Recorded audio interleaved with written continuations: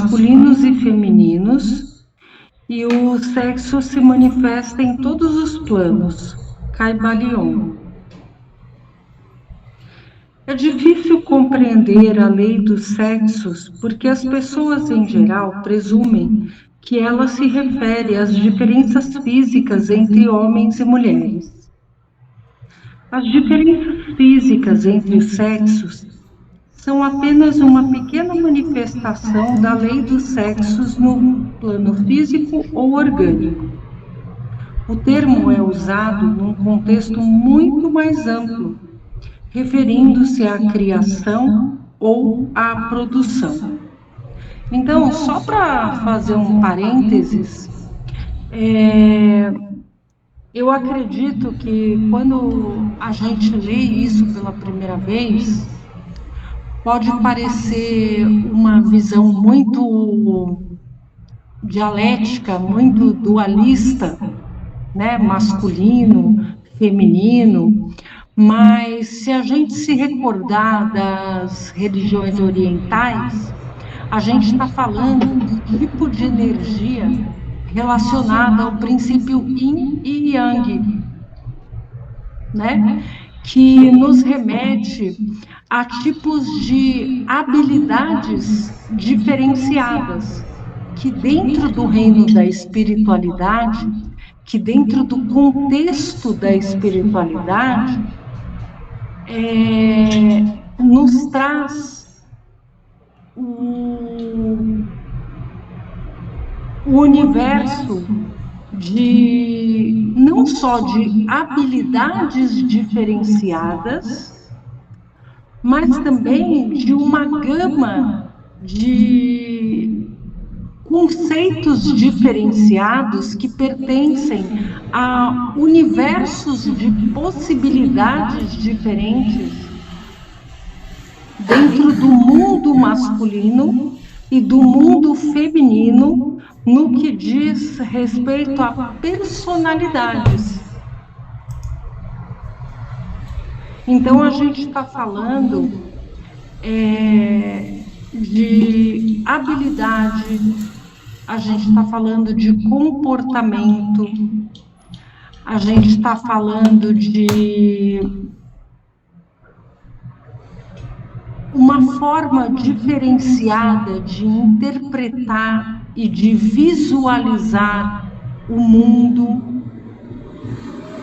e que dentro do ponto de vista da espiritualidade é uma forma de aprendizado. Porque se hoje nós estamos vivenciando uma experiência humana como homem ou como mulher, a nossa meta enquanto espíritos é adquirir essas habilidades, essas visões, essas interpretações de um ponto de vista holístico. Então, vou dar um exemplo assim mais concreto. Como mulher, hoje, eu tenho determinadas habilidades, determinados comportamentos e determinadas formas de interpretar, de compreender o mundo. Mas a minha meta como espírito é atingir a totalidade. Então, dentro da minha experiência como espírito, eu tenho certeza que eu já tive encarnações como homem e como mulher. Mas ainda não tenho, já que eu continuo reencarnando e ainda estou encarnada, a totalidade dessas experiências. Então, hoje, eu interpreto o mundo, por exemplo, de uma maneira mais intuitiva, digamos assim, como mulher.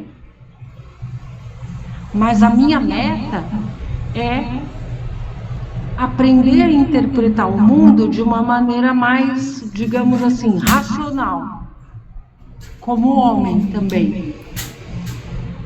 E a junção dessas duas habilidades desses dois tipos de interpretação é que vai me dar essa experiência completa enquanto espírito. Por isso que a gente encarna ora como homem, ora como mulher.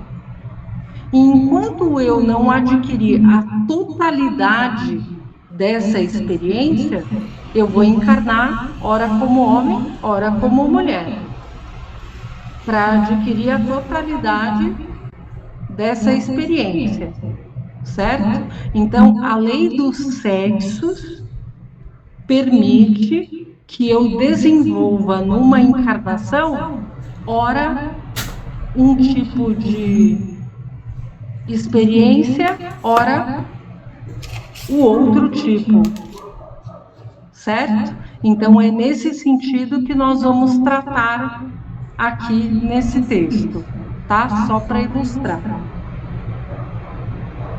Então, vamos lá. Vou começar de novo. É difícil compreender a lei dos sexos porque as pessoas, em geral, presumem que ela se refere às diferenças físicas entre homens e mulheres. As diferenças físicas entre os sexos são apenas uma pequena manifestação da lei dos sexos no plano físico ou orgânico. O termo é usado num contexto muito mais amplo, referindo-se à criação ou à produção. As energias masculinas e femininas estão em todos os planos, físico, mental e espiritual. O sexo se refere à divisão de trabalho ou esforço necessário a toda a criatividade, sendo encontrado na matéria orgânica e inorgânica e nas operações de calor, luz, eletricidade, magnetismo, atração, repulsão, etc. Em cada caso, as energias masculinas e femininas são essenciais.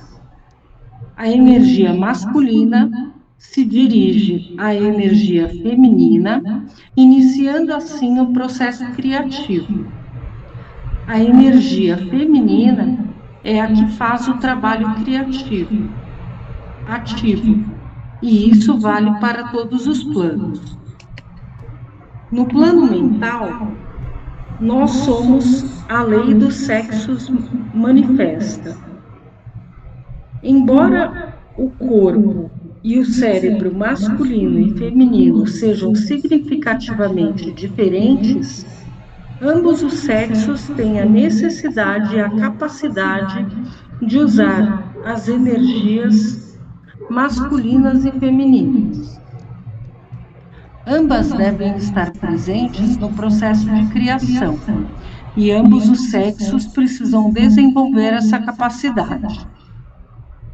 As pesquisas atuais sobre o cérebro corroboram as distinções esboçadas acima.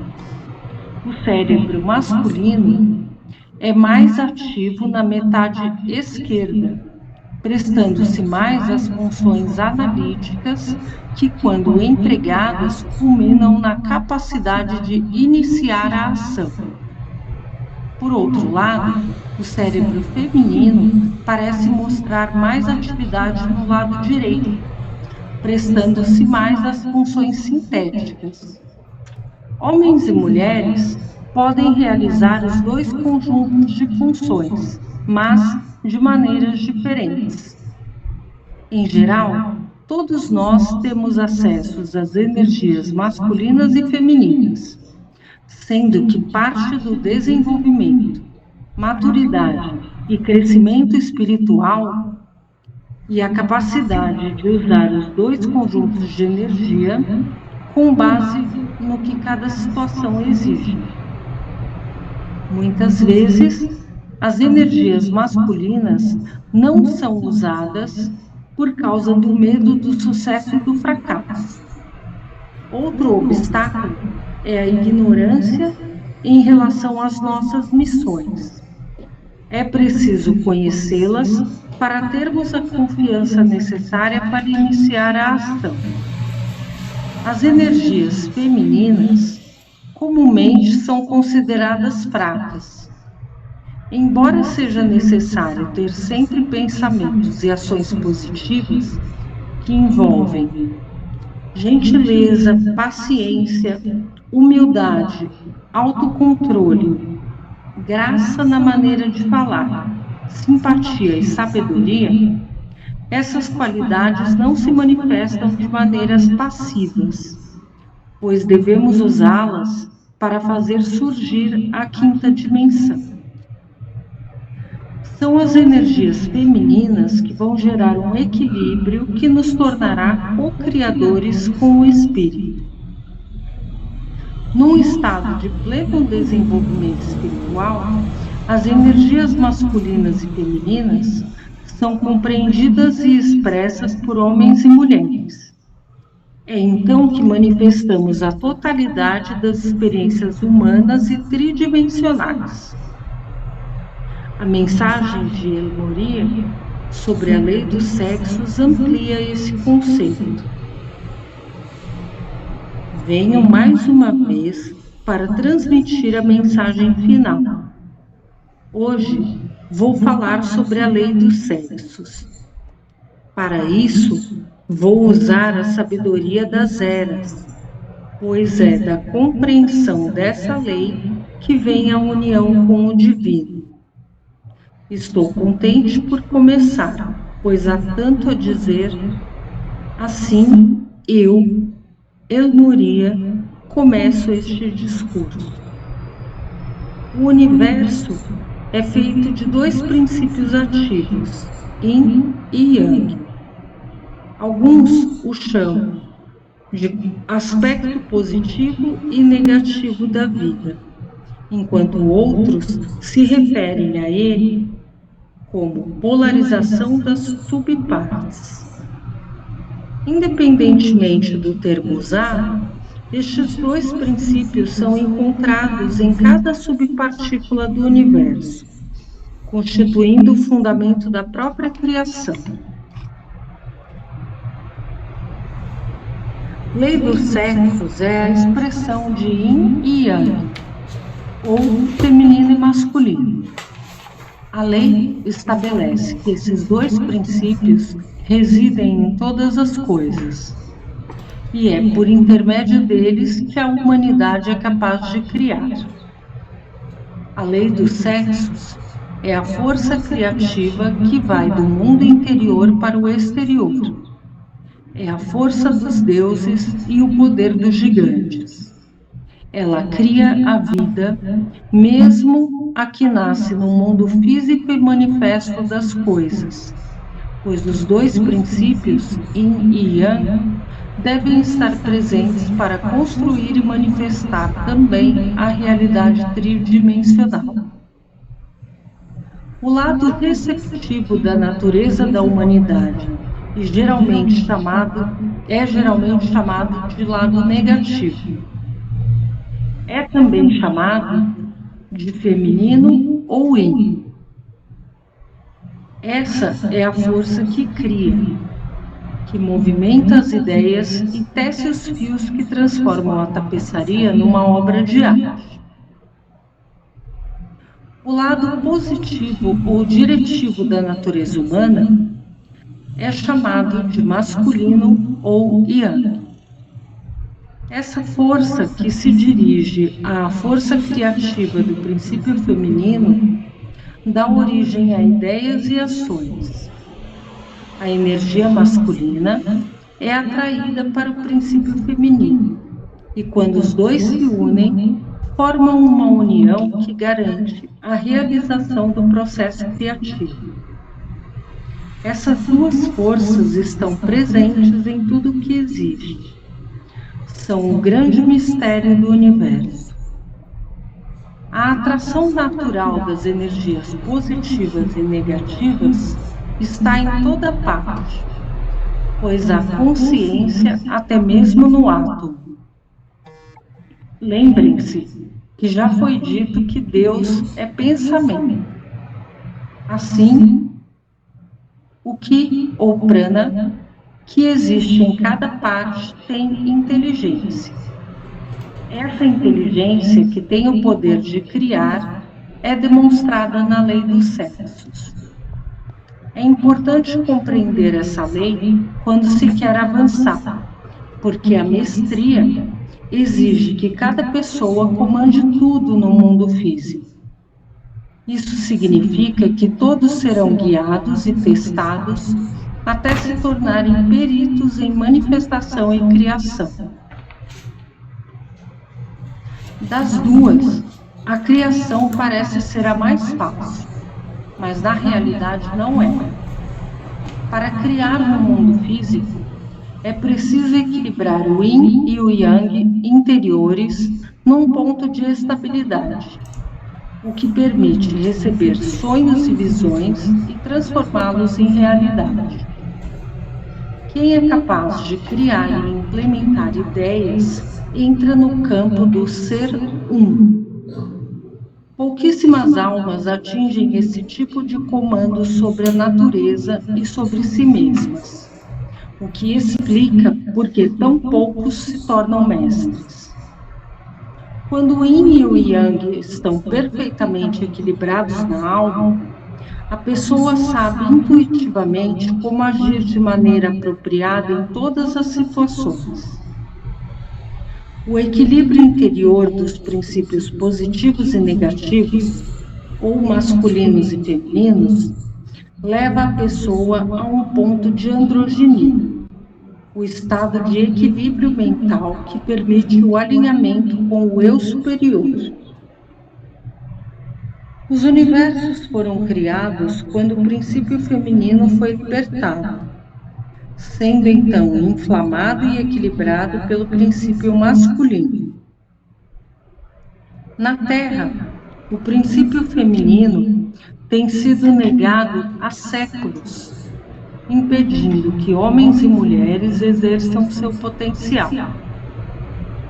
Culturas, sociedades, pessoas, sexos e instituições participam na supressão do princípio feminino. Como resultado, a criação tem sido sufocada e a destruição espreita a cada esquina. A agressividade do princípio masculino tirou todas as coisas do equilíbrio, deixando que o mundo vague sem rumo até que o poder seja restaurado. Uma idade de ouro, a sétima para ser preciso, foi profetizada para o milênio, porque as condições cósmicas amadureceram, permitindo que a energia feminina seja restaurada no planeta. A Era de Aquário promete isso. Filósofos, astrólogos e astrônomos sabem disso há muito tempo, pois foi a caneta do Criador que registrou essa ordem. A Terra vai entrar nessa nova era e o equilíbrio vai surgir. Mas antes, o equilíbrio deve ser realizado em cada pessoa. Assim, oferecemos a lei dos sexos para a sua contemplação. Aprendam essa lei, pois ela é a fonte de todo o seu poder e vai ensiná-los a se tornarem co-criadores com Deus. Aprendam a equilibrar todos os pensamentos, emoções, palavras e ações com os princípios das reações positivas e negativas, pois só então chegarão à autorrealização. O eu superior é andrógeno e aguarda sua união com os 8 corpos inferiores. Mas essa união só será possível quando os corpos inferiores estiverem equilibrados com as energias Yin e Yang. O equilíbrio acelera a rotação do elétron ao ponto de quietude necessário para que a fusão ocorra.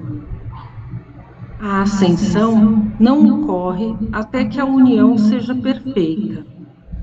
Assim, digo a vocês, mantenham a perfeita quietude interior e equilibrem os princípios masculino e feminino na alma.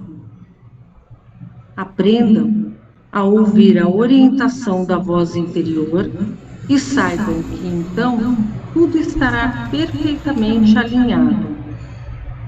Isso encerra a mensagem sobre a lei dos sexos e conclui as 12 mensagens. Em nome dos altos conselhos de luz que sancionam estas palavras, eu os deixo com este volume de informações para que reflitam sobre elas. Leiam cada mensagem com a energia masculina no primeiro plano da mente e dirijam todos os impulsos iniciais à natureza feminina intuitiva. Então, ponham em ação o significado dessas mensagens por meio do processo criativo da energia feminina. Ao aplicar estas leis, disciplinem a mente, o coração e o corpo emocional para que sigam a orientação do eu superior. Vivendo segundo as leis, sua alma vai alçar voo, pois a luz que ela traz vai realmente libertá-los. Nos meses e anos que virão, continuarei sendo seu humilde servo. Se precisarem de ajuda para compreender ou aplicar o espírito dessas leis, é só me chamar. Eu não vou lhes faltar e estou aguardando para servi-los em sua busca pela mestria. Lembrem-se que os domínios evoluídos não podem interferir ou atropelar o livre-arbítrio da humanidade, que é a dádiva que lhes foi concedida por Deus. Se baterem na porta do divino e pedirem nossa ajuda, vamos guiá-los e apoiá-los em sua jornada. O reino angélico virá também, pois essa é a sua responsabilidade e seu dever para com Deus. Essa é a verdade. Finalmente, lembrem-se que a ordem de Melquisedeque, à qual pertenço, é sua força nos anos que virão. Nós ajudamos a todos que buscam sinceramente a luz e desejam continuar a jornada para dimensões mais altas do tempo e espaço, estando ainda encarnados no plano físico. Pedi e vos será dada nossa ajuda, sabendo que estão protegidos pela luz do mais radiante. Encerro agora esta transmissão com amor e respeito por todos os que leem estas palavras com o coração. Levem seu intento para as dimensões mais altas e juntem-se a seus irmãos e irmãs mais velhos, que esperam para recebê-los nas câmaras do Altíssimo. Bom dia na luz do mais radiante. Eu sou Elmori.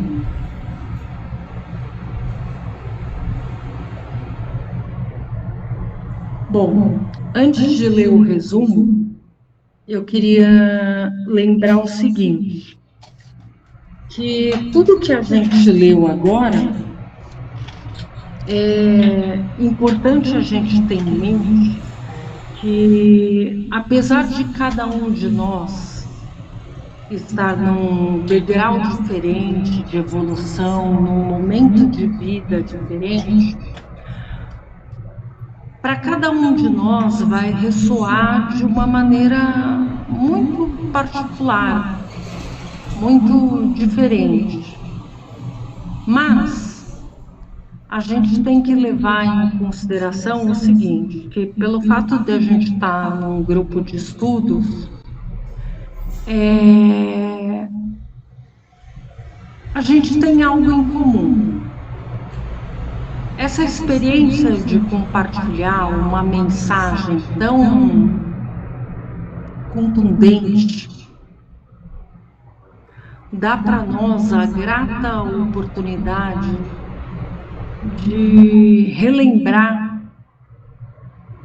que nós somos pessoas privilegiadas, nós somos espíritos que nos juntamos aqui para relembrar que a nossa principal tarefa nessa encarnação é não nos distrair do foco principal, que é estar constantemente nos lembrando que as distrações do mundo material estão aqui justamente para isso, para tentar nos desviar do nosso foco.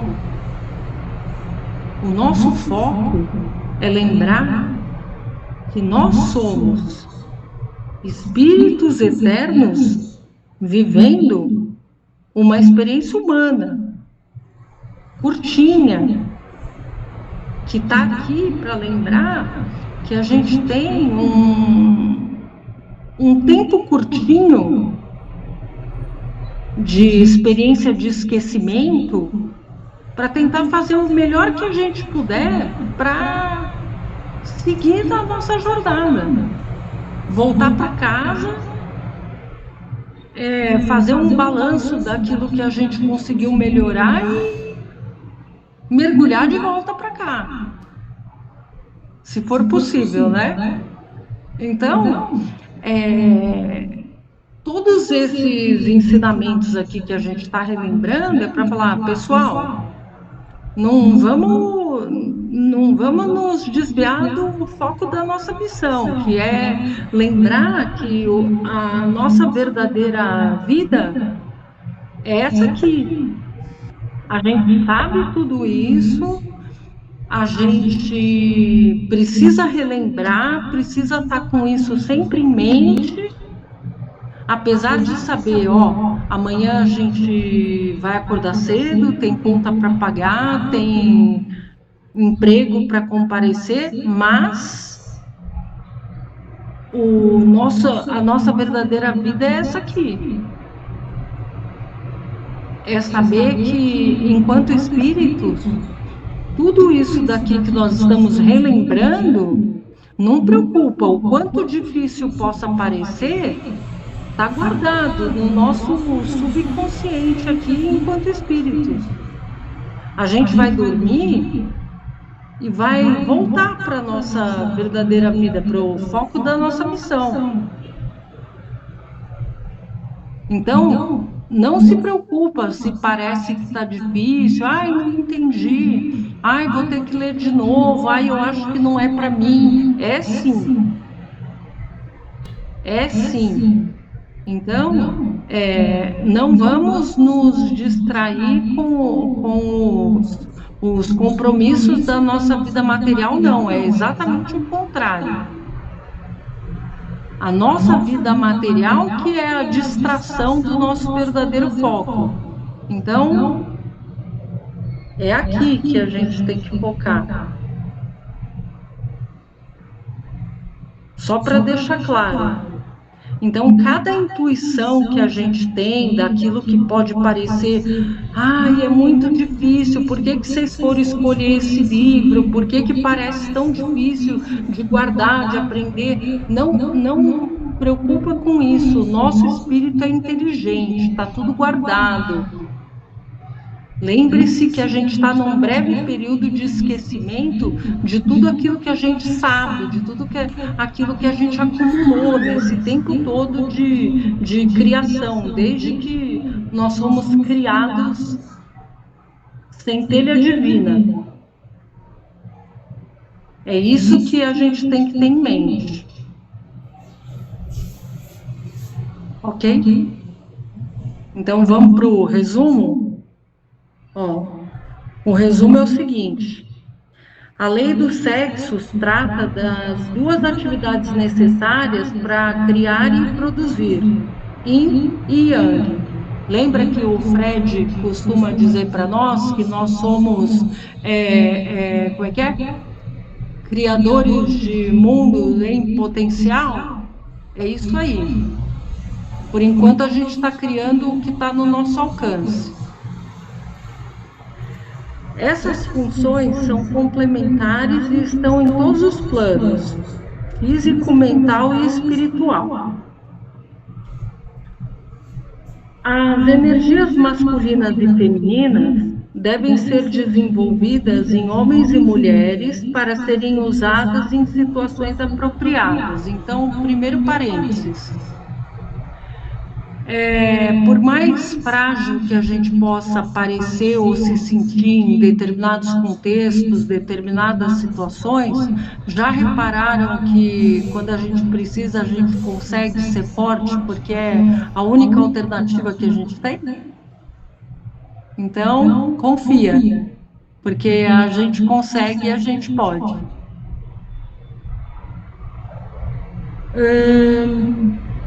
As energias masculinas e femininas são o fundamento da criação em todas as partes do universo.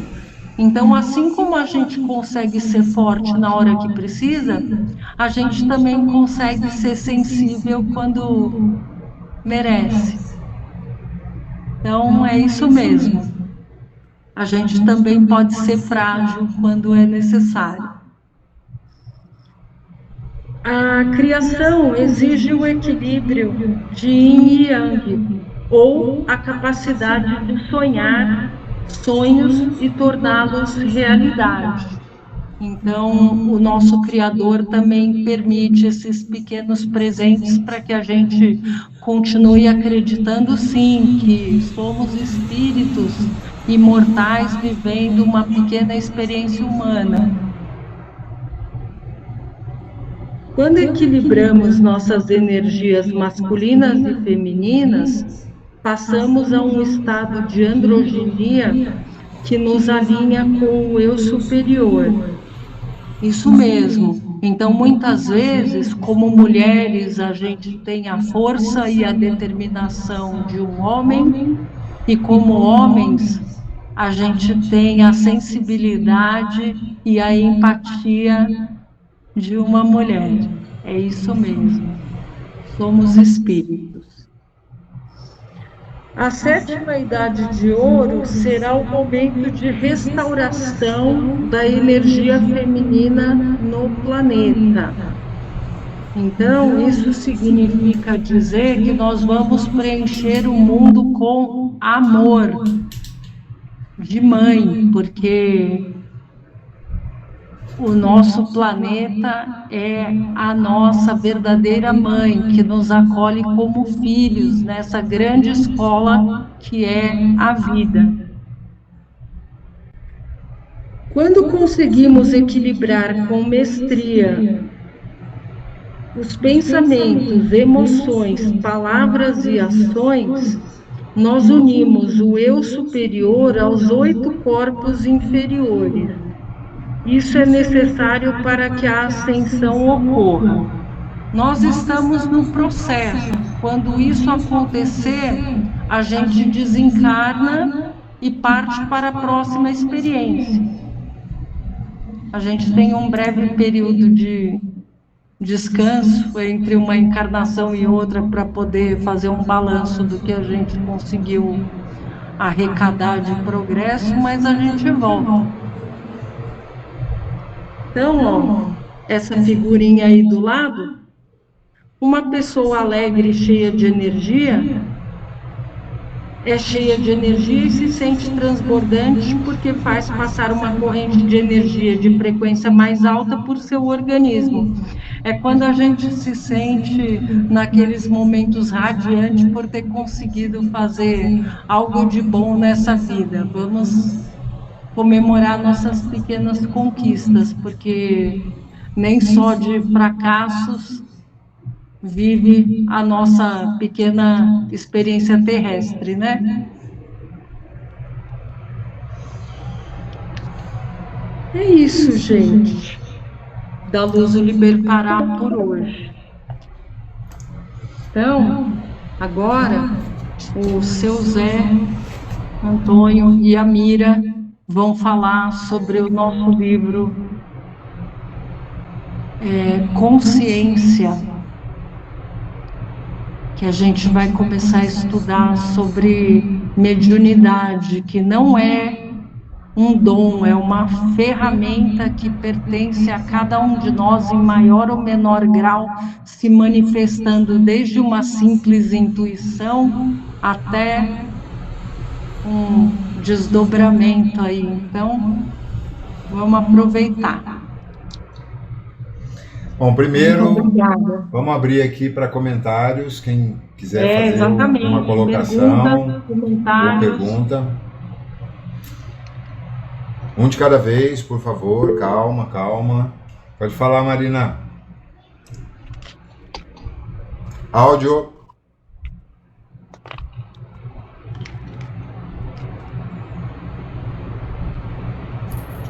Quando fala aqui do equilíbrio, peraí que eu vou achar.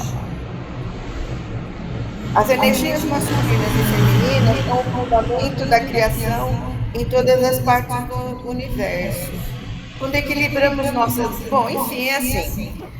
Hoje a gente está vendo, eu pelo menos vejo muito isso, os jovens, entre 15 e 18 anos, de repente, o homem quer ser mulher, a mulher quer ser homem, está uma inversão, assim, né?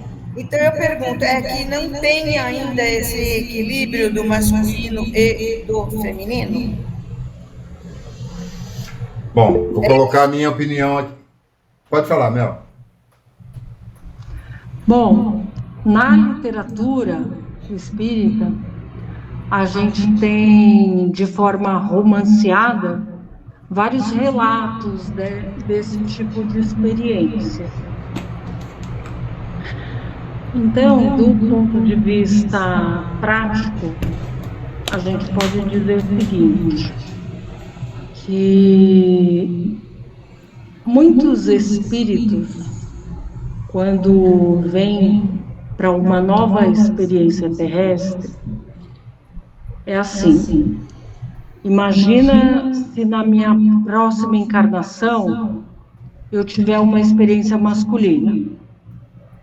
Muitas vezes eu me adaptei tão bem a essa experiência aqui feminina, eu falo assim, ai, será que eu vou conseguir? E aí, o que acontece? Toda essa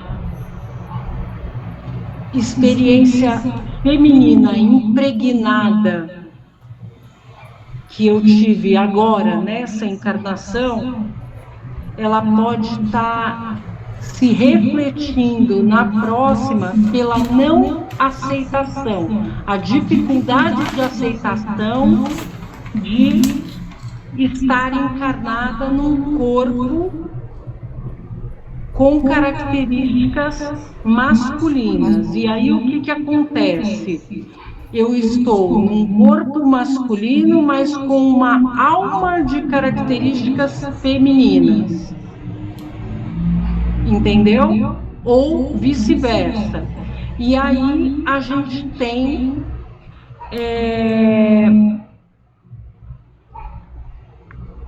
pessoas que se manifestam, por exemplo, corpos femininos com características de comportamento masculino ou corpos masculinos com características de comportamento feminino. Entendeu? Essa é uma das causas, tá? Que está descrito na literatura. Mas, dentro das explicações do ponto de vista genético, orgânico, tal, existem vários tipos de casos, né? Desde a gestação, que pode ter uma mudança, o espírito não aceitou na hora da divisão celular, e aí houve uma mudança de planos de última hora, no planejamento espiritual. Pode acontecer, por exemplo, dentro desse planejamento espiritual, o espírito aceitou e depois mudou de ideia, se revoltou, entendeu? E dentro dos romances espíritas a gente vê a descrição de casos e casos diferentes. Então vou passar para o Zé, que ele deve ter mais argumentos para complementar isso daí. Peraí, que eu apertei o botão. Fala, Mônica.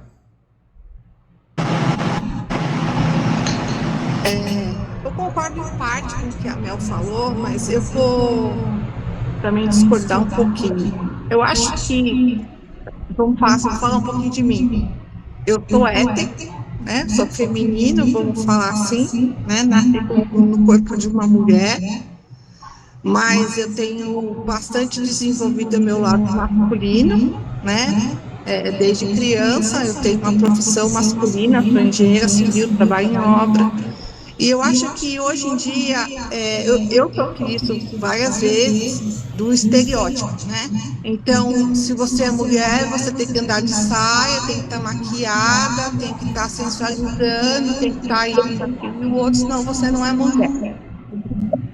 E, então, assim, o que eu acho que acontece hoje, respondendo talvez a Marina, é que as pessoas não sabem o que elas são.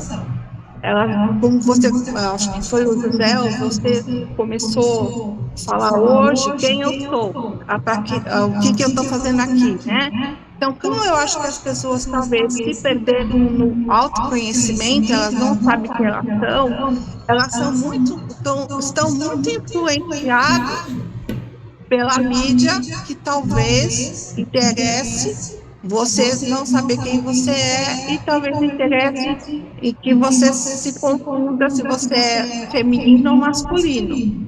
Até porque se você for hora feminino, hora masculino, você vai ser mais aceita pelo grupo, vamos falar assim. Então, eu acho que às vezes não é nem tanto genético e nem tanto essa questão de que você se programou para vir feminino e depois não se aceitou, ou porque você está numa encarnação passada como feminino e você se identifica mais e dessa vez você não conseguiu se encaixar. Eu acho que tem muito dessa questão de que a gente não está se percebendo e está se deixando influenciar pela mídia e pelas pessoas que querem mandar no resto. Né? Então, acho que essas pessoas se perderam muito, sinceramente. Eu acho que é mais isso do que uma questão empírica. Mel? Então, Mônica, é o seguinte, eu falei, pelo que está descrito na literatura, que eu tive acesso, mas eu concordo com você, que como terapeuta, além de fonoaudióloga, eu sou psicoterapeuta junguiana e também sou terapeuta holística. As pessoas se perdem em rótulos, em estereótipos, né? E a gente também tem que levar em consideração não só a parte genética, mas a parte comportamental e também os rótulos que as pessoas colocam. Que mulher tem que ser de um jeito, homem tem que ser de outro, que o comportamento tem que ser assim, que o comportamento tem que ser assado, mas a gente sabe que acima de tudo isso está a forma como a pessoa se vê também. E do ponto de vista também do sentimento. Não é se você usa ou não batom que você vai ser mais ou menos mulher. se você se veste com saia ou não, que você vai ser mais ou menos mulher. É também o seu sentimento, como que você se sente, como que você demonstra o que você sente, entendeu? Então, é uma discussão que não tem fim, é uma discussão que vai levar em conta não só os aspectos comportamentais, mas os aspectos de sociais, culturais. É muito subjetivo isso. Você tem toda a razão, Mônica. E é uma discussão que ela demanda muitos recortes. Eu quero falar sobre isso também, só que nós temos mais 4 minutinhos só nessa janela.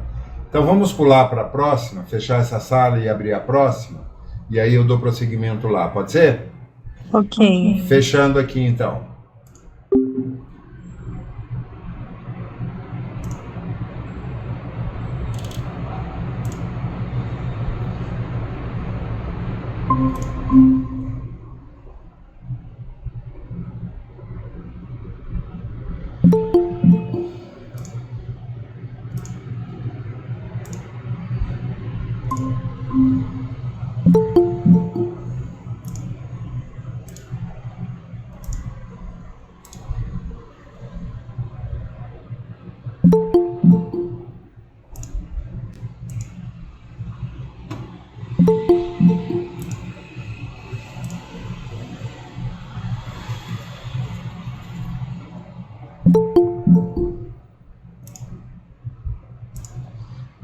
Pronto, todo mundo aqui de volta, foi rapidinho.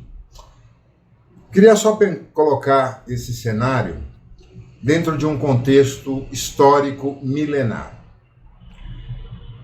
Se nós considerarmos só o último milênio, tá? Da Idade Média até os tempos atuais, nós temos como referência em praticamente todas as sociedades do planeta um predomínio patriarcal, em que o elemento masculino é dominante e o elemento feminino representa quase que um gênero de segunda grandeza.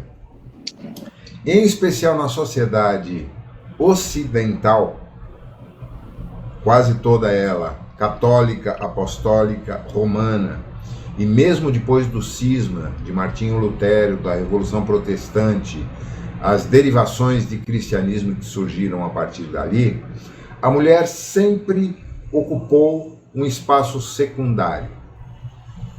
Ela era a máquina de procriação e subserviência.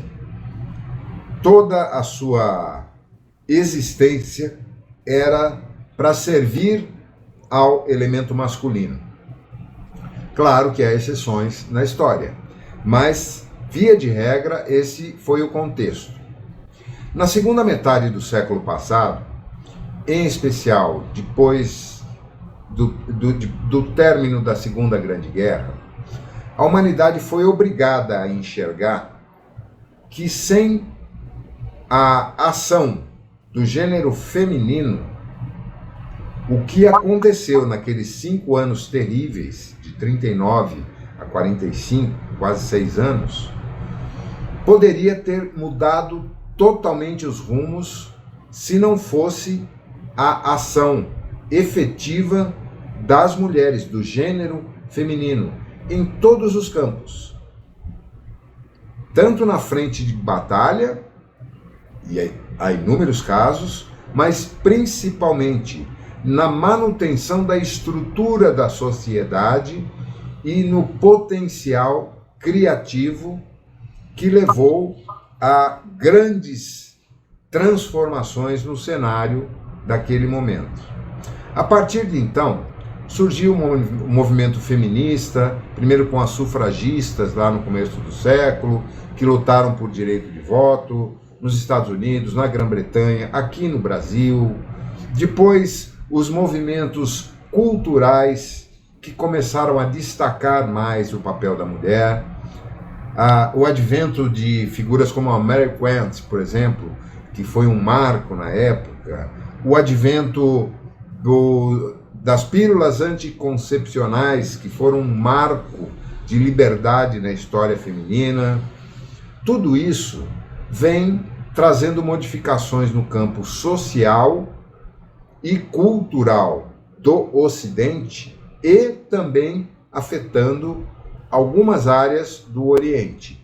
Embora Oriente Médio em especial e mesmo Ásia ainda sejam mais resistentes a permitir uma maior participação do gênero feminino na sociedade.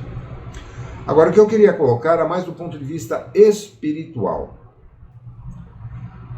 Imaginem os bilhões de espíritos que encarnaram predominantemente no gênero masculino ao longo dos séculos e eventualmente dos milênios, muitos dos quais foram mantidos cativos em planos extrafísicos extremamente degradados, naquelas cidades das sombras que a gente vê e lê as descrições em várias obras. O livro Vida e Sexo, de Emmanuel, psicografado pelo Chico, também trata muito desse assunto. E muitos desses espíritos que ficaram séculos sem encarnar estão sendo trazidos à encarnação agora, nesse momento de transição, compulsoriamente. Alguns por terem sido libertados, outros porque evitavam a encarnação pelas mais diversas formas, não vamos tratar disso aqui, mas agora estão sendo trazidos compulsoriamente à encarnação. E para grande parte desses que foram predominantemente do gênero masculino e abusaram terrivelmente desse seu poder que era dado pela sociedade e pela cultura da época, podem hoje estar se vendo num corpo feminino e se sentirem profundamente aviltados com isso. É uma possibilidade. O legal é que no Espiritismo não existem regras pré-estabelecidas, porque a reencarnação é uma ação de amor, de misericórdia do nosso Criador. E o amor, ele é criativo. Ele não funciona com algoritmos.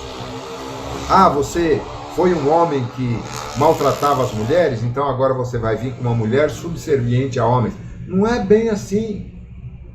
Você pode, por exemplo, vir como um homem dependente de mulheres para poder viver. Então as possibilidades são infinitas. E aí, o que a Mônica colocou faz todo sentido. Esse caldo de cultura do século XXI tem exacerbado de uma maneira chula, baixa, vil, essa pretensa liberdade de gênero, criando estereótipos extremamente negativos e desnecessários, agressivos até, como a gente cansa de ver no meio dito artístico, televisivo, em todas as expressões humanas. A gente tende a aceitar, muitas vezes a contragosto, pelo menos a minha geração e a grande maioria dessa geração não concorda muito com essas manifestações exacerbadas de transexualismo ou de lesbianismo, homoafetividade ou não, de uma forma desnecessária.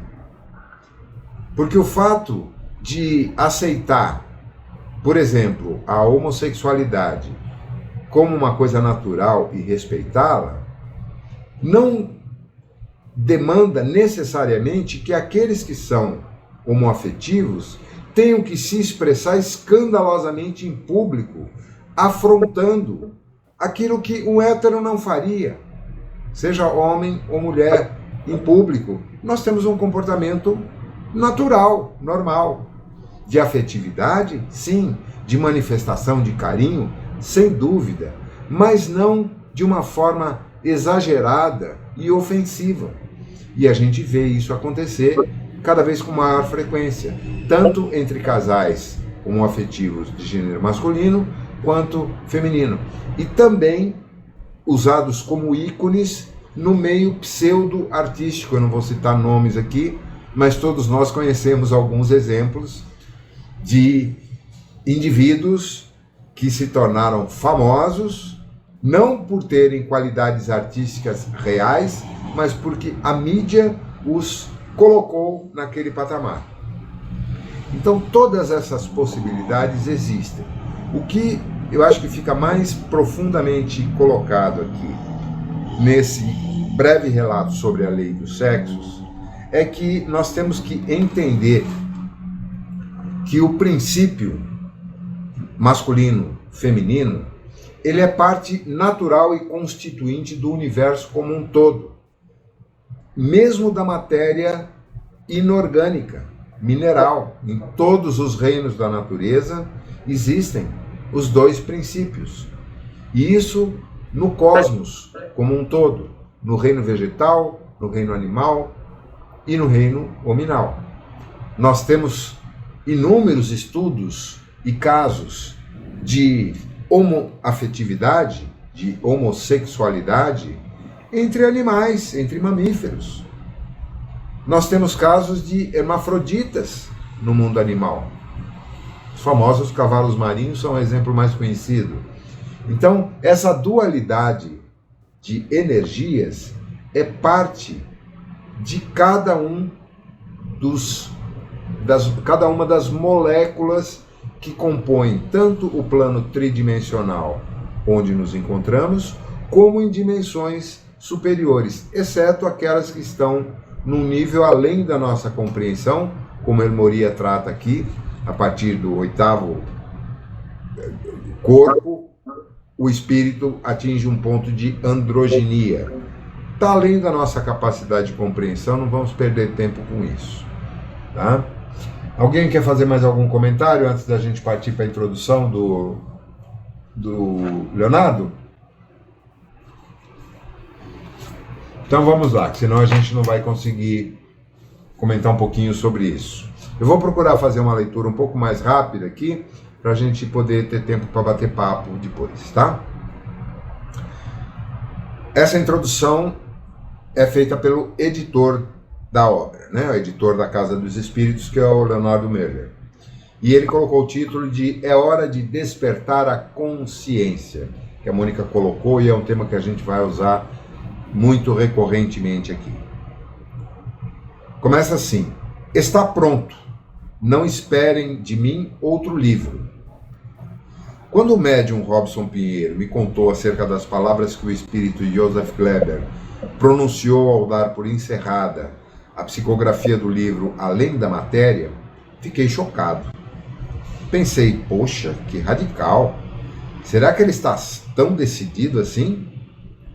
Não pode, afinal, ter vontade de escrever outra coisa num futuro não muito distante? Aprendi com o tempo que Joseph é bastante resoluto, de fato. Fã do planejamento e da organização, não fazia parte de seus projetos escrever nova obra. Pelo que deu a entender à época, o próprio Além da Matéria só viera a existir por se tratar de complemento à obra original Medicina da Alma, um livro fantástico, por sinal, vale a pena conhecer. Era a oportunidade de abordar certos tópicos e fazer afirmativas que, na ocasião do primeiro livro, não pôde fazer. Mediunidade é assim. Os espíritos precisam encontrar no arcabouço mental do médium as peças do quebra-cabeças que querem montar. E se valem tanto de elementos do consciente como do inconsciente da memória atual ou pregressa. Costumo dizer que a mediunidade funciona como as crianças brincando de Lego. Os espíritos podem abusar da criatividade para arranjar as peças de que dispõem. Contudo, se querem uma peça que não existe, tem que mandar comprá-la. Isso é, quando necessitam transmitir algo e nada há no psiquismo do médium que possa ser utilizado para tal, precisam incentivá-lo a adquirir aquele conhecimento ou, ao menos, travar contato com aquela matéria, ainda que de modo superficial. Lembro-me de uma ocasião em que Joseph indicou a Robson um livro chamado O Universo Elegante. Tem um ressalto aqui, que é da autoria do Brian Greene. O médium se dirigiu à livraria e se deparou com algo pior do que imaginava. Um livro sobre a teoria das supercordas, tópico recente no estudo da física quântica e da astronomia. Com dor no coração, pois o livro não era barato para suas posses, ele comprou.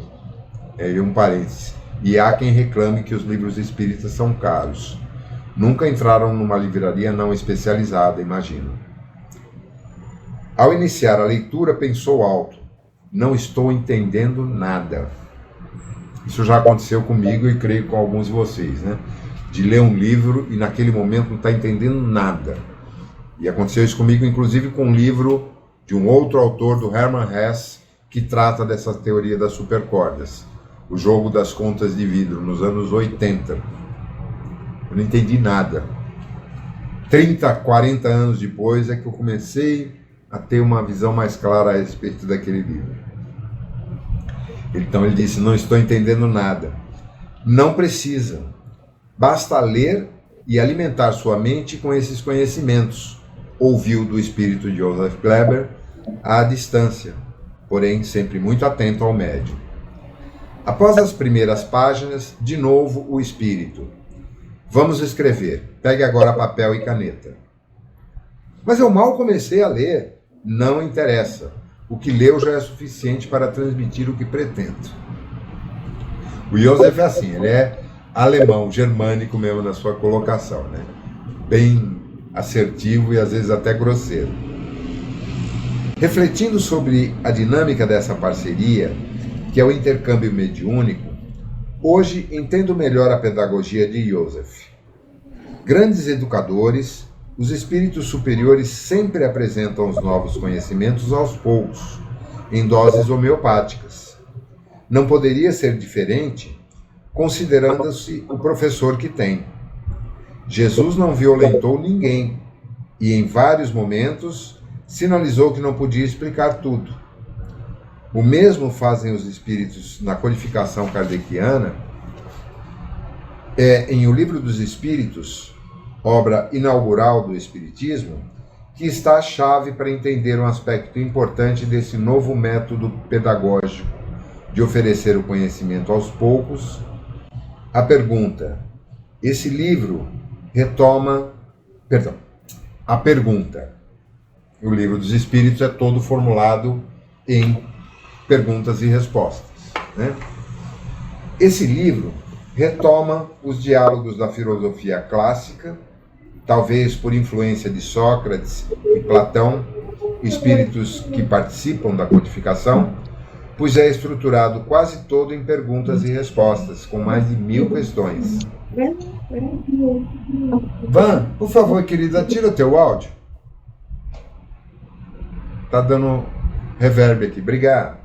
Vou ficar de óculos, que esse livro tem a fonte bem ruimzinha.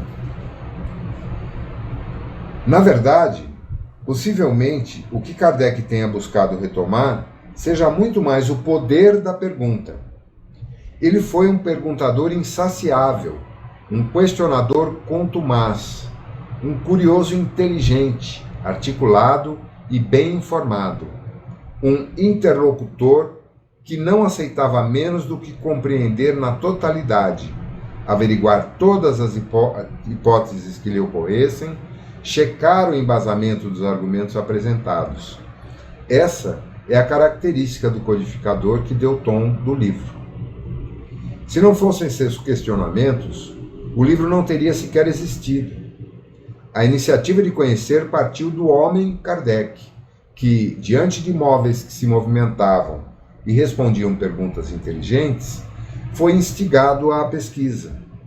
Onde seus contemporâneos enxergavam simples entretenimento, viu algo sério, fascinante. Naquele momento, foi tocado pelo desconhecido, que despertou no futuro aprendiz e mestre a ânsia de saber, de crescer na compreensão da realidade, enfim, de espiritualizar-se.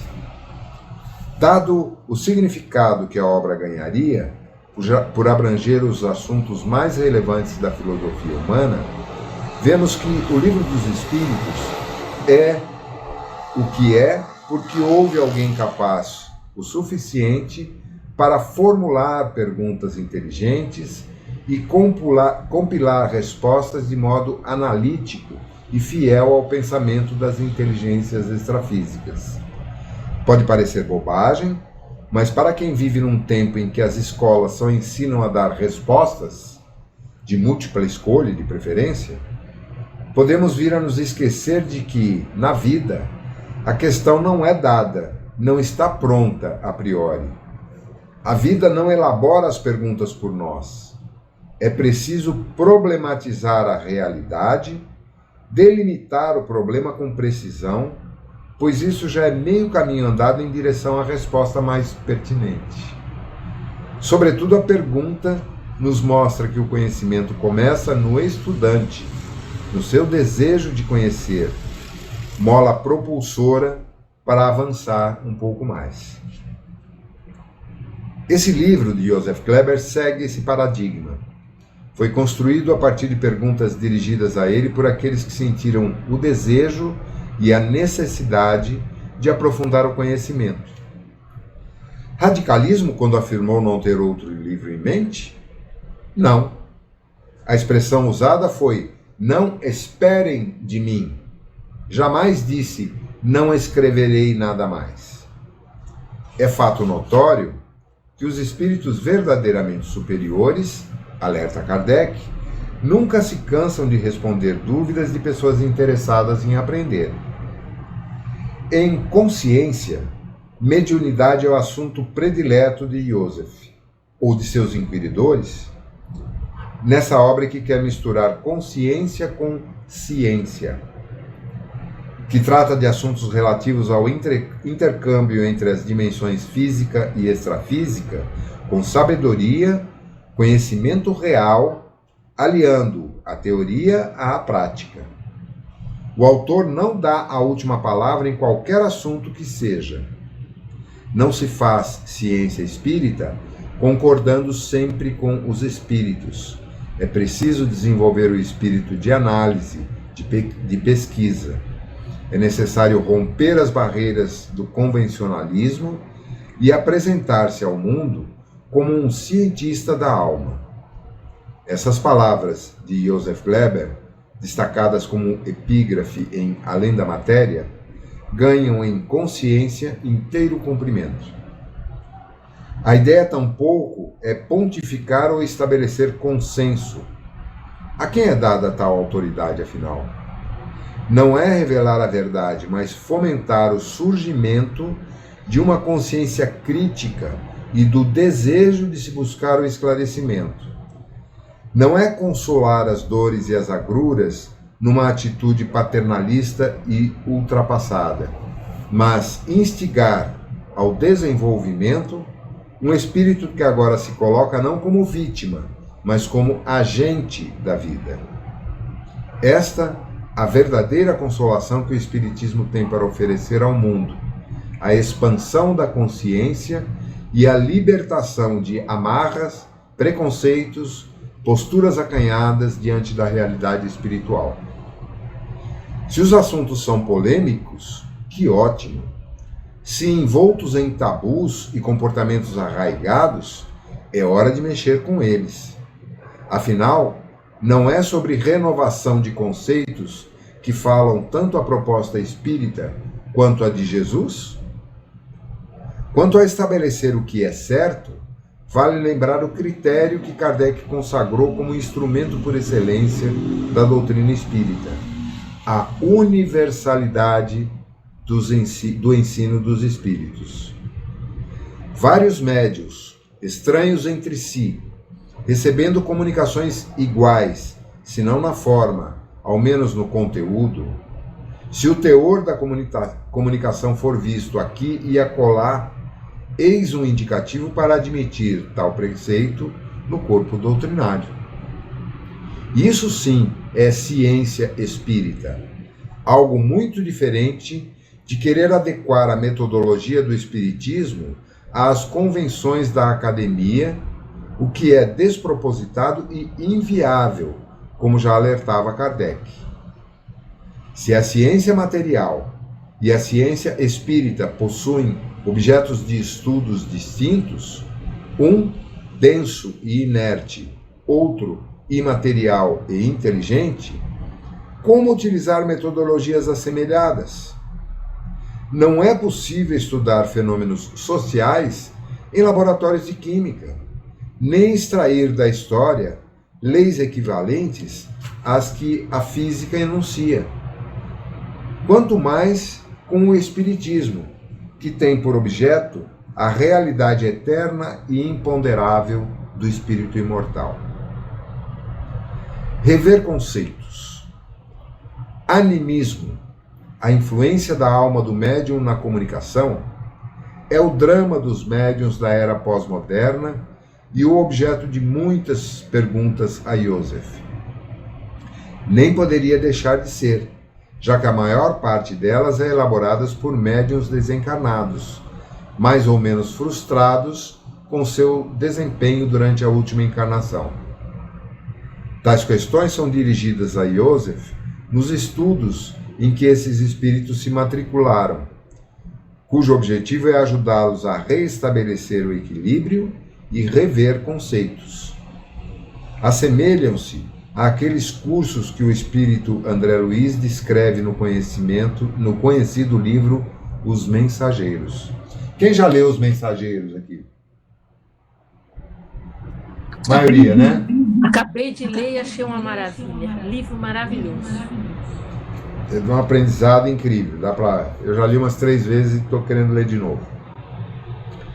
As reuniões de materialização, especialidade de Joseph, que atua à frente do fenômeno no âmbito espírita há mais de 50 anos por todo o Brasil, são alvo da curiosidade dos estudantes e dos comentários do autor espiritual. A reboque disso, surgem questões acerca dos mitos correlatos, comer ou não comer carne, apagar ou não a luz, se bocejar é doar fluidos, entre outros. Ainda, como se processa a doação de ectoplasma, a natureza desse fluido e as características da equipe espiritual que colabora na promoção dos fenômenos. Inquietações humanas, como a morte e o morrer, estão presentes nas dissertações. Também há reflexões preciosas sobre a atitude dos espíritas diante da doutrina, sobre o comportamento dos que pensam deter a posse desse manancial de conhecimentos e das novidades nem sempre coerentes com a essência profunda dos ensinamentos. Como se vê, é um livro dirigido às mentes questionadoras e curiosas, herdeiras do codificador, as quais têm sentido falta do diálogo que não se intimida diante dos que temem o avançar dos conceitos e da ciência. Gente, essa introdução do Leonardo, eu não teria escrito melhor e nem concordaria melhor com a maneira como eu penso a respeito da doutrina dos espíritos de uma maneira geral. Infelizmente, no nosso meio, o espírito investigativo da doutrina de Kardec se perdeu em grande parte das instituições federativas e também das casas espíritas. é muito, muito, muito raro nós encontrarmos numa casa espírita alguma ocasião, algum evento no qual se questionam os espíritos manifestantes a respeito de realidades atuais. Busca-se quase que exclusivamente atender aqueles que sofrem, procurar doutrinar aqueles que são considerados obsessores e passarem mensagens evangélicas muito bonitas, muito pertinentes, mas que não vão trazer nenhum conforto, nenhum esclarecimento a um espírito perturbado ou a um espírito realmente interessado em traduzir informações atualizadas sobre o momento em que estamos vivendo, tanto no plano físico quanto no plano extrafísico. E esses muitas vezes são calados por doutrinadores. Esse não é o tema do nosso assunto. Nós viemos aqui para ajudar. Peraí, aprender não é ajudar? Esse é um questionamento que eu faço há muitos anos em várias casas espíritas. Alguém aqui conhece alguma casa espírita que tenha, pelo menos uma vez por semana, uma vez por mês, reuniões voltadas à pesquisa, intercâmbio com a espiritualidade no intuito de obter informações novas? É uma pergunta.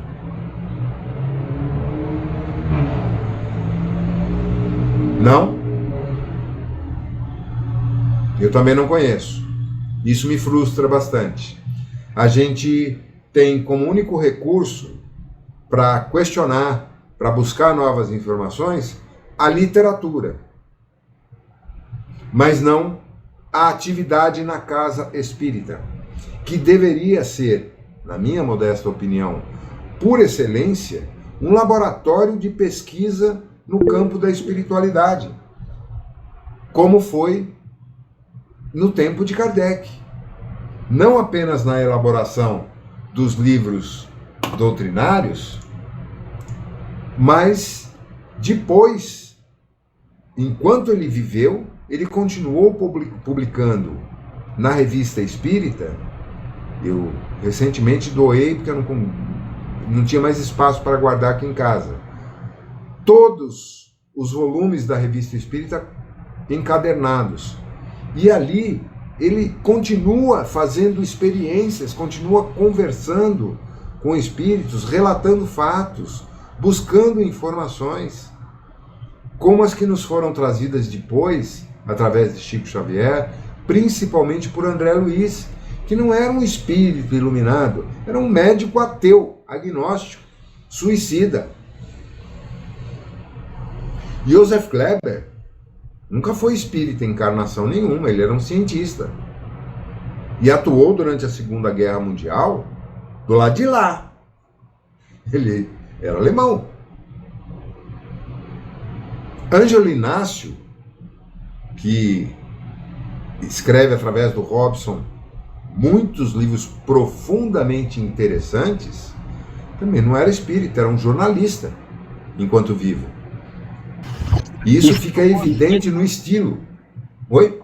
Desculpa, se não fosse ele, a gente estaria preso a discussões da década de 50 ainda sobre como é o lado espiritual até. A gente estaria preso lá naquela mesma ideia de umbral, do mesmo maneira que já deve ter tido inúmeras alterações no decorrer do tempo. Pois é, André Luiz relata Nosso Lar em 1940. Imagina a Terra, a nossa sociedade humana aqui em 1940 e hoje em 2025. Ora, imagine Nosso Lar hoje em 2025. As cidades espirituais relatadas não apenas por André, mas por Dona Ivone Pereira, por Joana de Ângeles, por vários outros autores, em livros da década de 40, de 50, de 70, do século passado, são muito pouco investigadas hoje no contexto da doutrina espírita. Vejam bem, eu não estou aqui de forma alguma me colocando como um revolucionário da doutrina dos espíritos, em absoluto. Pelo contrário, eu primo por preservar o espírito que ela gerou e que criou a codificação, que é o investigativo. O Livro dos Espíritos não é um livro religioso, dogmático, nem filosófico. Ele é um livro de ciência. Por isso, formulado em perguntas e respostas com muita acuidade, com muita ênfase. Outro autor que eu gosto muito também, no plano espiritual, é Ramatiz, principalmente os livros que foram psicografados pelo Hercílio Maes. Porque o Hercílio, ele é chato, ele é um perguntador, assim, até incisivo demais em alguns momentos. Ele não se satisfaz com uma resposta básica, ele insiste no tema. E Ramatiz gosta disso e o incentiva. E é aí que se aprende muito. Os melhores professores que eu tive, embora eu tenha estudado muito pouco, foram aqueles que me incentivavam a fazer perguntas, não aqueles que queriam me ensinar o óbvio, que estava nos livros. E foi isso que eu coloquei na abertura hoje. Nós, enquanto sociedade humana, em especial nesse século, estamos emburrecendo, porque nós não fazemos mais perguntas, nós queremos respostas prontas para tudo. E a inteligência artificial está nos ajudando a emburrecer cada vez mais. Quem aqui se lembra de 5 números de telefone de memória? 5.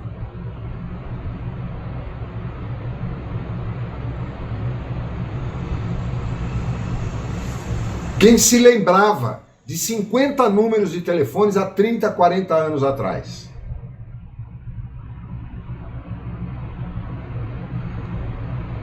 Esse é um exemplo claro, evidente, do emburrecimento ao qual todos nós estamos sendo submetidos, e de forma prazerosa e pagando muito bem por isso.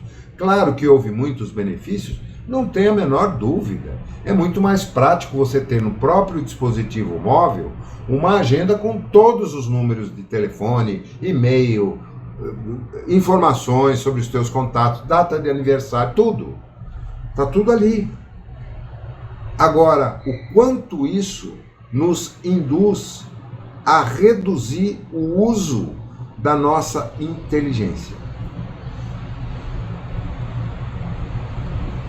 Quando se trata de coisas práticas, Mônica, engenheira, na hora que você tem que fazer um projeto qualquer, se você usar um chat GPT, ele vai te ajudar pra caramba. Coisa que você demoraria uma semana trabalhando duro ali, 4, 5, 6 horas todo dia só naquele projeto, você vai fazer em horas com a ajuda dele. O Ricardo é advogado. Se ele quiser acessar uma jurisprudência sobre um assunto, ele não vai ter que consultar aqueles livros, ele em 30 segundos ele tem a resposta precisa de todos os parâmetros que ele colocar, desde que ele saiba perguntar corretamente. Aí entra o ponto. A inteligência artificial, ela é útil desde que você saiba formular as perguntas. E a espiritualidade mais ainda.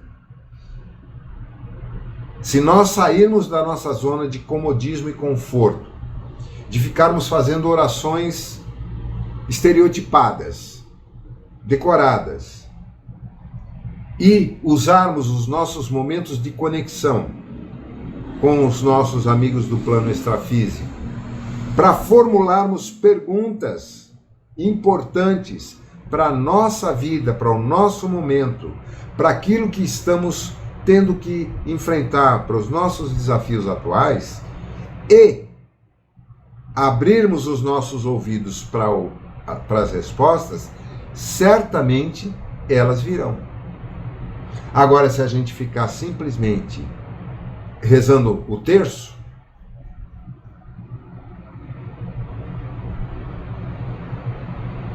não vai virar.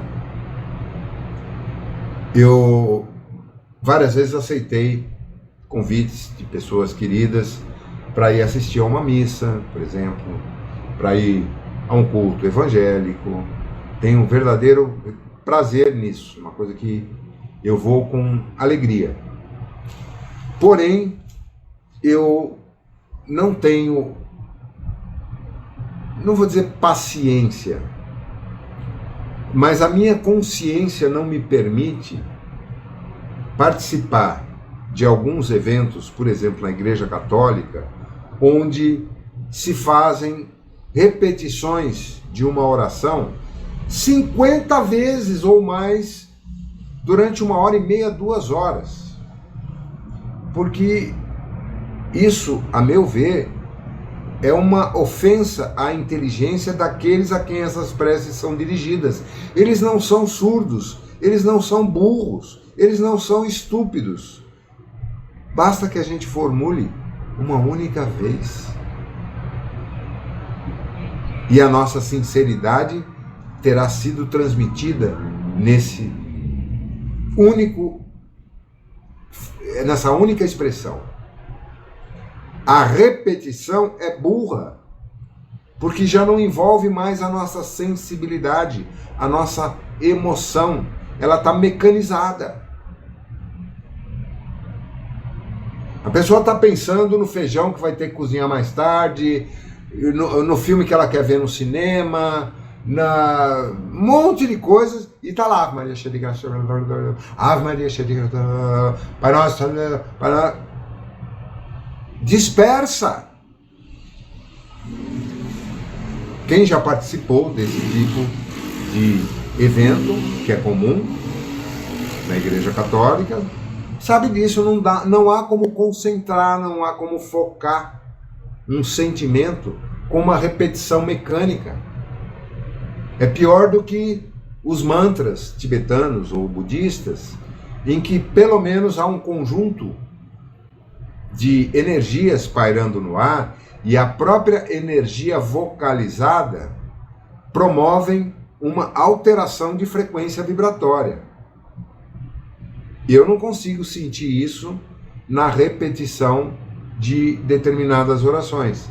Eu, José Antônio, não posso dizer o mesmo por aqueles que fazem isso com um profundo sentimento de vontade. Agora, voltando ao tema principal desse nosso grupo de estudos ao longo desses anos todos, conforme a orientação que nos foi dada por Frei Abílio, há mais de 10 anos passados. Nós temos que estar sempre procurando entender a espiritualidade alinhada com aquilo que estamos vendo acontecer no mundo em que vivemos no plano tridimensional e trazermos a correlação para que possamos experienciar essa vida, essa jornada no plano material da melhor maneira que pudermos. Não simplesmente nos entregando a pensamentos de outras pessoas que vão nos induzir a só enxergar adiante. Tivemos inúmeras mudanças em várias casas espíritas, inclusive no Ceará, felizmente, a partir de orientações que vieram do plano extrafísico. Outras nem tanto. Houve momentos, por exemplo, que a introdução da técnica da apometria foi condenada em quase todas as casas espíritas. Hoje, muitas delas dedicam grupos de estudos sérios à aplicação da apometria.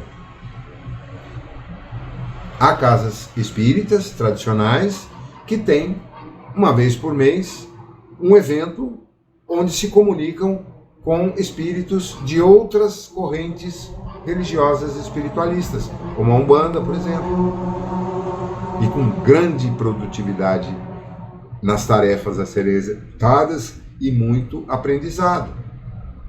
Então a gente tem que se libertar das amarras do tradicionalismo e mantermos o nosso foco em colocar na nossa expressão diária os fundamentos básicos que Jesus nos colocou.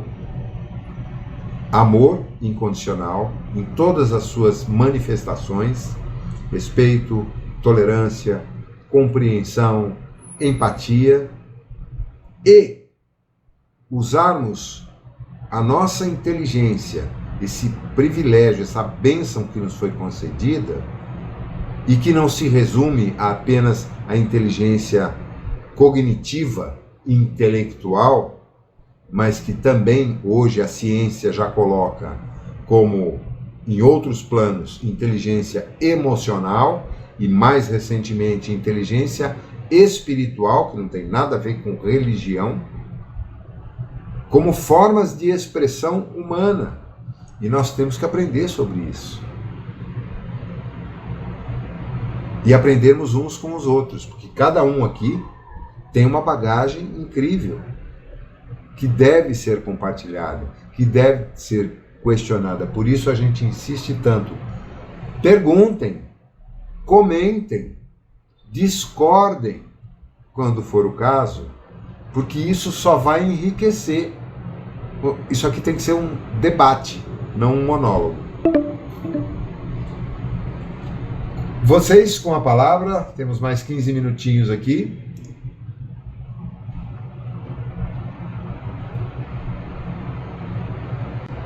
Nossa, pelo jeito choquei todo mundo aí, hein? Gente, a qualquer momento vocês acharem que eu estou sendo inconveniente, é só avisar que a gente arruma outro expositor para esse grupo, tá? Eu não sou insubstituível, não. José, tá acabando um pouco mais tarde a aula, já são 9h40. Nossa, e aqui ainda está nos dando 15 minutos. Tem razão, Ricardo, obrigado. Eu é que me excedi. Então vamos para o nosso encerramento. E pensem bastante e formulem seus questionamentos depois. Fala, Vanessa. Zé, eu queria pedir para a gente incluir agora na nossa prece aí de encerramento. Acho que uma das tarefas mais difíceis que a gente tem que aprender que é a perda, né?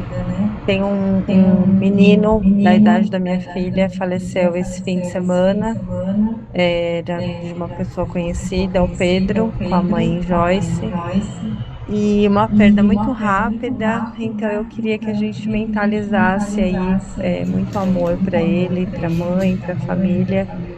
Eu acho que essa é uma missão, uma tarefa de ajudar, e ainda mais assim nessa idade, né? Tão novinho. Então posso te convidar para fazer essa prece de encerramento, Vanessa, claro, citando esse caso? Por favor. Bom, antes de tudo, acho que agradecer esse momento de troca, de energia, de conhecimento, de gratidão pela vida, por poder estar aqui reunidos e pensando e tentando mentalizar a evolução de cada um de nós. Eu queria pedir em especial todo o nosso amor, nosso sentimento de fraternidade, de evolução, daquilo que a gente ainda está tentando conhecer e aprender, e pedir que essa mãe, né, que nesse momento está passando por esse momento tão difícil que é se distanciar, né, desse filho, que ela receba aí todo o nosso amor, o nosso carinho, a nossa compreensão. Com esse sentimento de amor, de fraternidade, eu quero fazer a prece da Ave Maria, e que a gente possa ainda mentalizar esse sentimento de união. Ave Maria, cheia de graça, o Senhor é convosco. Bendito sois vós entre as mulheres, e bendito é o fruto do vosso ventre, Jesus. Santa Maria, Mãe de Jesus, roga por nós, seus filhos, agora e na hora de nossa passagem. Que assim seja, graças a Deus. Graças a Deus. Boa noite, me desculpem, eu estava atento aqui ao reloginho, que dá o tempo da aula, mas não vi o relógio passando, realmente passamos 13 minutos. Obrigado por alertar, Ricardo. Uma ótima noite para todos, obrigado por estarmos juntos aqui hoje, fiquem em paz, e em seguida eu já coloco disponível no site, tá? Tchau, tchau.